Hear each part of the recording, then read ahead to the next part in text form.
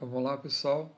Nesse vídeo são apresentadas estruturas de repetição, que têm por finalidade repetir um trecho do código. Em Python temos duas estruturas de repetição, while e for. Vamos ver alguns exemplos. Aqui eu tenho um problema onde eu quero escrever um programa que mostre na tela os números de 0 a 100. Tá, eu vou resolver primeiro usando o while. Então, para usar o while eu vou definir uma variável que vai ser o x, que começa com 0, coloco a estrutura e falo qual que é a condição final dele. X menor ou igual a 100. Print x. Tá, no while, uma informação importante, esse caso, você esquecer de mudar o valor do x, ele vai ficar num loop infinito. Tá? Então ele vai ficar repetindo o zero várias vezes. Vou executar aqui só para mostrar. Salvar aqui.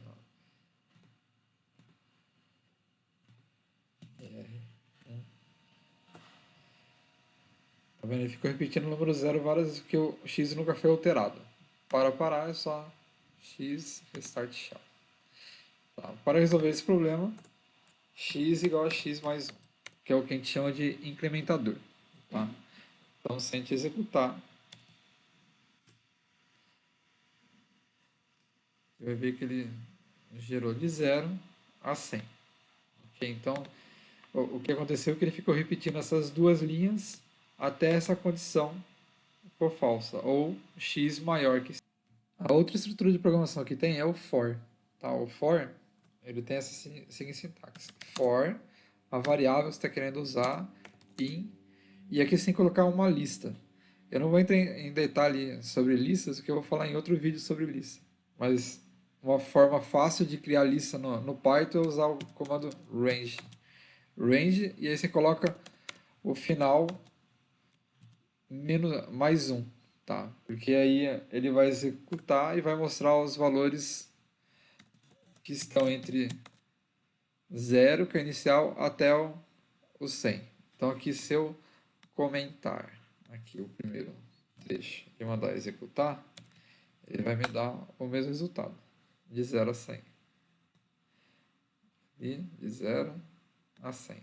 Imprimindo dessa forma, 101 valores, tá? Que é de 0 a 100. Uma vantagem do for é que todas as informações ficam em uma linha só. Então aqui nessa mesma linha, eu já estou iniciando o valor do x, falo até quando ele vai ficar interagindo e o passo. Comentando um pouco sobre o range ele tem a seguinte sintaxe, tá? É range, aí aqui é o valor inicial, valor final e o passo.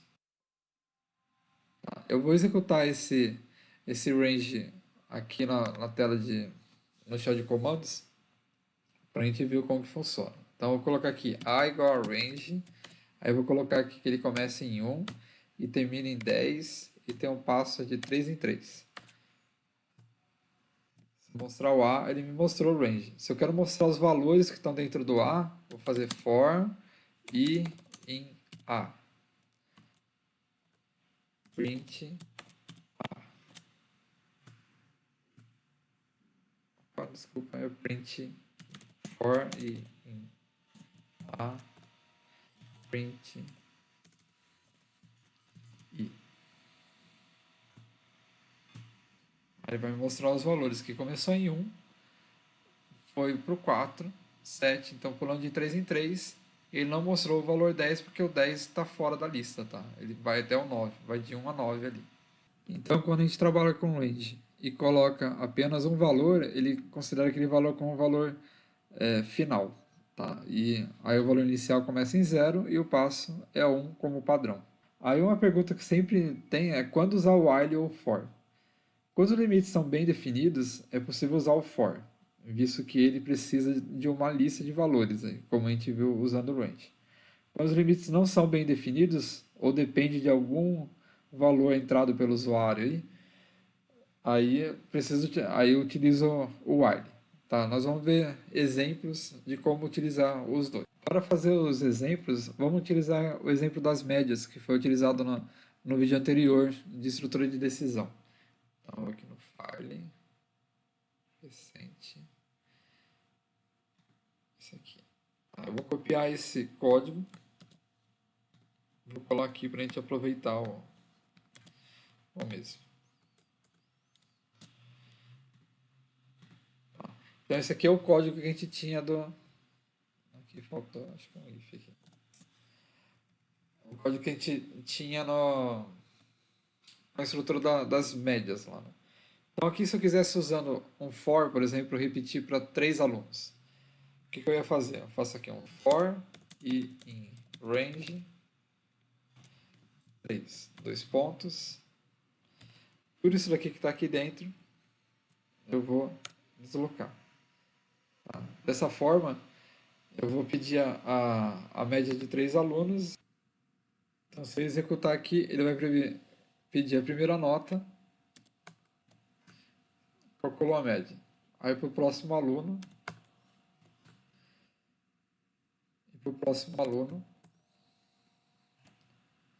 se eu quero mudar esse código para ele usar o while, eu tenho que fazer aqui o i igual a 0, enquanto i menor que 3.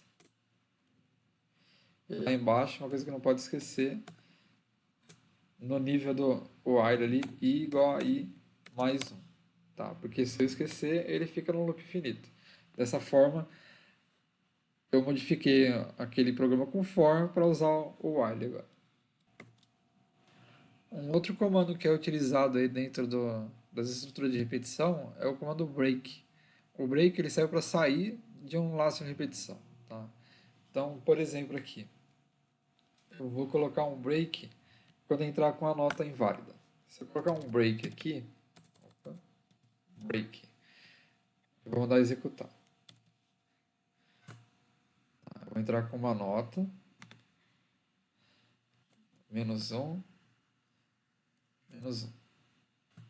Nota inválida. Ele já saiu do meu laço de repetição. Tá? Se eu executar aqui, por exemplo, entrar com uma nota e depois entrar com uma nota inválida,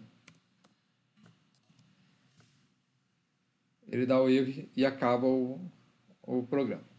Tá? O break ele funciona tanto no while como no for. E agora um exemplo de um programa que faz uma pergunta para o usuário para ver se ele vai continuar ou não.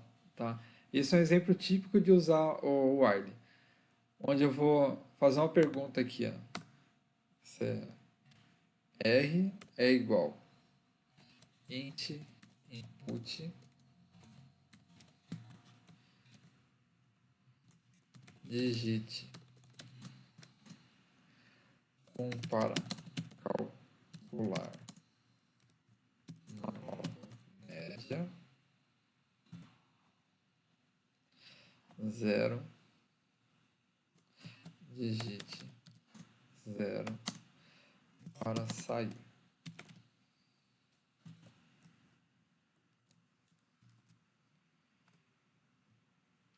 Tá, então aqui, vou aumentar aqui só um pouquinho só para a gente ter o código todo na tela.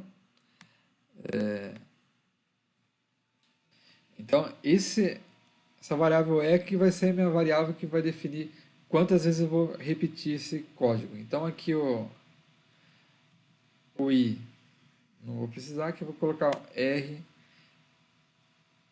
igual a 1. Enquanto r for igual a 1,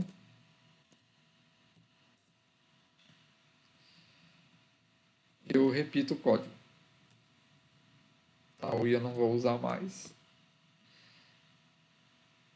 Então eu vou executar aqui. Entra com uma nota. Aí vai entrar aí 3 e 5. Um reprovado. Aí digite 1 para continuar, 0 para sair. 1. Aí ele vai pedir a outra nota. Aluno aprovado. E aí, assim por diante. Vou digitar 1 de novo. e o 0 para sair. Tá? Dessa forma eu finalizo esse vídeo. Espero ter ajudado e até a próxima.